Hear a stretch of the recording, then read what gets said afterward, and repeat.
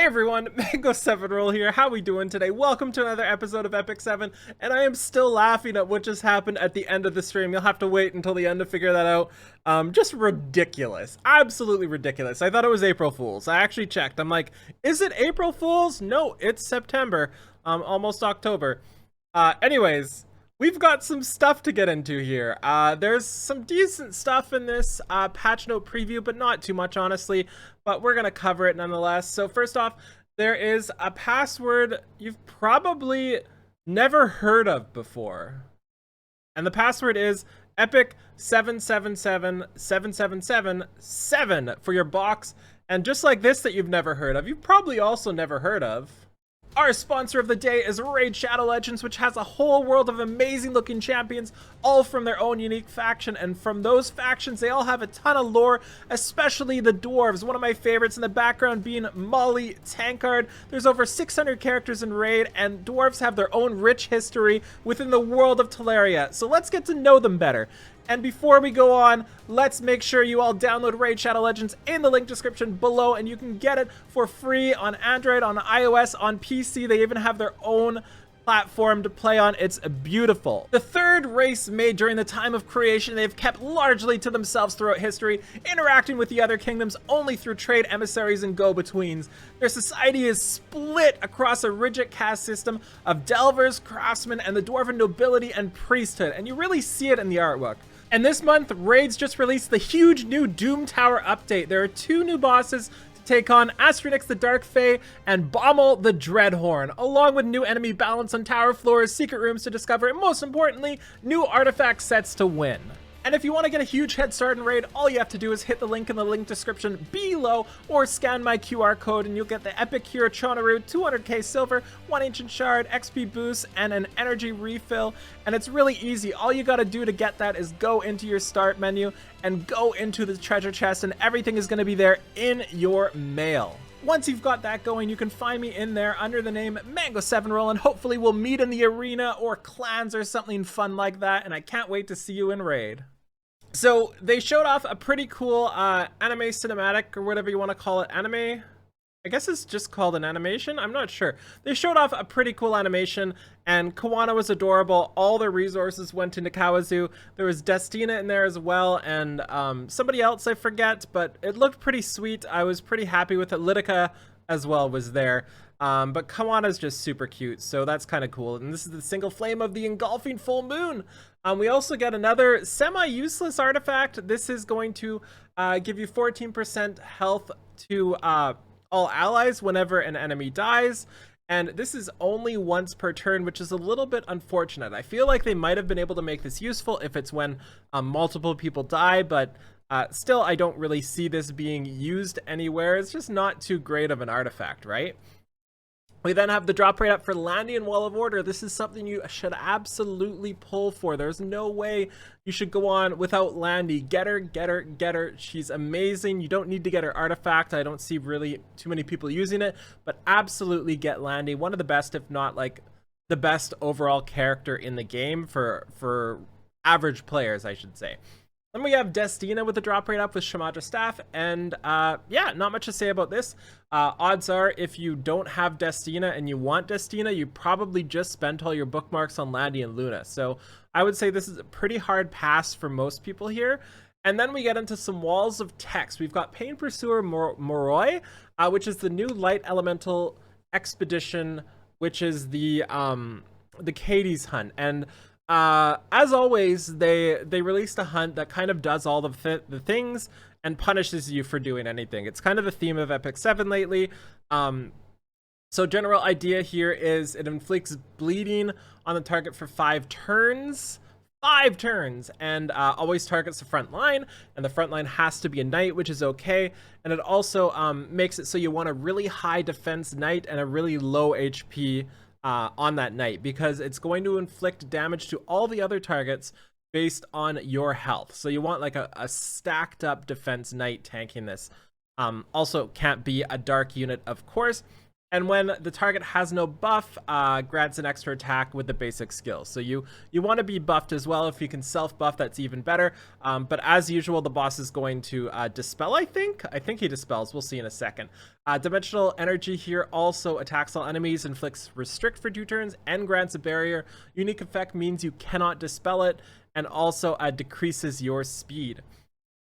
We then have Dimension Loop, which again is that dispel, so you need to be able to keep that buff up on your front line to not get double attack there, and also decreases speed. And when the caster is granted a barrier, damage dealt greatly increases, so you're going to want to take that barrier down ASAP, and again, you cannot dispel it. And also at the end of the turn, increases the skill cooldown of Dimensional Energy by 1 turn. We then have another ability, and at the start of the turn, just the usual stuff here. Grants Berserk after 7 turns, grants 80% extra damage to dark units, pretty typical stuff here. And another thing, at the start of the battle, inflicts Isolation, Seal, and Vampirism. I forget what all of those things do, but we'll see, I think, in the next slide, hopefully. And when the caster is not defense buffed, he will buff himself with defense for 1 turn. So, basically, you need to hit him, he gets defense buff, then you need to dispel him, and then you need to get some hits in before he takes his next turn to get damage in without defense buff, basically. And then we have Isolation here, and only buffs and combat readiness increases effects that are granted on the casters are applied. When it's not the caster's turn, cannot receive healing. The effect remains after reviving and unaffected by any effects related to debuffs. And Vampirism makes it so you absorb some of the damage's health when it's the caster's turn after attacking, and again, remains after reviving. So basically what this means is you kind of maybe have to self-heal for some people. I'm not really sure, I guess we'll see. And then we have the exclusive equipments here. We have Corinne's, and as kind of expected here, not really too much to see. Not really the best option for an EE unit, just maybe help out people in Wyvern, which I guess is a good thing, but I'd rather them help it out by making more 3 stars and 4 stars to make it a little more varied and a little more fun, is my preferred way to do. But either way, Sequential Color, her skill 1 gives her 15% combat readiness, not too bad for Wyvern again, because you can boost that up. Blade Art Flash is a PvP one, I guess, where it dispels a buff first and then applies defense break, so you can potentially open up, but you have to kind of hit 2 checks, right? If you open up on somebody in PvP, you have to hit the dispel, and then you have to hit the defense down. So you're going to need effectiveness, and you're going to need to dodge 15%. A lot of stuff needs to go on for that to be actually useful, but that said, it could be useful in PvE content later that we might not have yet. So it's a decent EE to have, I think, on there. And then the third one is just adding 2 bleeds to the enemy for 2 turns, which again is fantastic for Wyvern. I really like Blade of Thunder if you're having problem keeping debuffs up. Actually, the more I think about this one, the happier I am about it, because again, it will help all those people struggling to get to Wyvern 13, and I know there's a lot of them out there that are struggling. And then another one, I'm not too happy about this one either. I feel like this was another unfortunate choice to go over, because I feel like this isn't going to make anybody want to use him. It's just going to make him very minorly better. So 14% attack boost is obviously pretty good just from his base, and he also has 5% additional combat readiness when an enemy is defeated on his skill 2 or his skill 3. 2 of them, one is 10% damage, and one of them is increased damage of the caster after using Blade Ascent. So if you are cleaving with him and you do want to kill with Blade Ascent, you're probably going to want to use the 10% damage instead of the crit damage. Not sure on that though, as I don't use Vildred, but I can't really see this making me want to use him though. That said, they knocked it out of the park, I think, with Senya.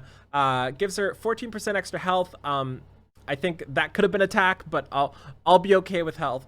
And the first one is skill 1, Spear of Vengeance, and it heals her every time she pokes somebody, which is actually pretty baller. And since the amount recovered is proportionate to the caster's attack, that might actually be a ridiculous amount. I'm actually really excited for this one. Can't wait to try that out. We then have Indomitable Spirit, which extends all the buffs durations by 1 turn, which is exactly what I was guessing would happen with that. So that's pretty sweet. But then we have the big one. Dragon Slayer Strike on her skill 3 grants her greater attack buff for 2 turns also, which is insane. after using Dragon Slayer's strike. So it doesn't count for your Dragon Slayers, but if you use a lot of Senya, you know, she gets a lot of her damage from her skill 1, not from her skill 3. So this is fantastic, absolutely amazing buff for her, and I think this is great. It'll help everybody who uses her, and I think it'll kind of encourage other people to try her out as well. And the reason why it specifies this effect is applied before counterattack. So if you hit somebody and they try to dispel one of your buffs, it'll dispel the greater attack instead of the counterattack, which is probably the right thing to do. We then have the Mystic Summon rotation. I actually have 80 Mystic Summons right now, and I am 8 away. So, I have 80 Mystic Summons, and I need 88 for Pity, so we might hit a situation where I'm literally 8 away from getting Belian on day 1 right as she comes out. But either way, look forward to that video. Make sure you're subbed for that, because that's coming. We then have the Coin Shop Hero rotation, which is Violet, Lidica, Blood Moon Haste, and Little Queen Charlotte. Great characters all around, except for the one on the left there. Great characters all around. We then have the combat power improvements. This is just a visual thing to show you how things are in line with others, basically making it so tanks have a better showing, right? Like, it doesn't really do anything. It's just a visual thing. We then have some more clarity with exclusive equipments. And then we have the kicker. Okay, so first off, there's some stuff going on with Bloodblade Corinne. I don't know entirely what it is, but basically she's not working as intended. And this is the type of situation where people would get a refund usually. Like, this is the type of situation that has caused MO refunds in the past. They have not confirmed they're doing it. I think they're too scared to, because if they do, every single person in the game will get Angelica of Light. And a lot of people just spent a lot of money on Angelica, so I think they're kind of in a tough spot because of that. Something to do with their skill 3 and the health removed and everything. It's just not really working as intended, apparently. So I'm hoping for a refund for that for sure. That would be great. And the other thing, and I actually can't believe this. This is the most ridiculous thing I've ever heard. So if you are, if you've been part of the gacha community for a long time, you've played Summoner's War, you know there's a set there called Violent. And Violent makes it so you have a chance to get an additional turn. Kind of like RNL would, right? And people were so sure that the rate wasn't actually what the rate said. It was higher on defense. People were so sure of it. They just swore by it. And it turns out in this game, counterattack set, which is labeled as 20%, is not actually 20%. It's 30%. It's been 30% this whole time for 3 years. Literally, counterattack set has been 30% this entire time. Which makes a lot of sense, because that's kind of funny, honestly. And I don't know how that thing can happen like that. Like, I don't understand how that's a thing that can happen for this long. It's flippin' hilarious that's actually a thing, but it also makes me worry, right? Like, what else is wrong?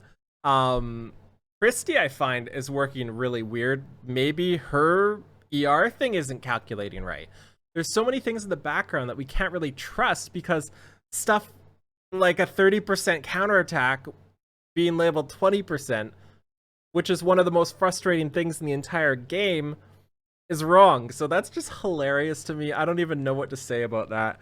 But because of that, they're also clarifying how counterattacks work. So one thing to mention is counterattack is 30% now, right?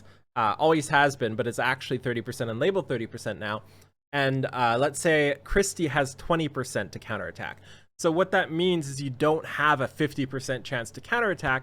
You have two separate instances. You have a 30% chance to counterattack and a 20% chance to counterattack. So different variations of your counterattack, think REM, for example, work differently. So because of this, they are giving us a not a refund, a recall on Christy and Purgus were the two choices. So yeah, all around a pretty lackluster week, I think. There is one definite standout in Senya. I think Senya is going to be fantastic. I love her. She's one of my favorite units to use. And I'm just really excited for this. Really, really excited to try this out. So that's fantastic. Anyways, Thank you so much for watching. Feel free to like, comment, subscribe as always, and I'll talk to y'all later. Bye, everybody.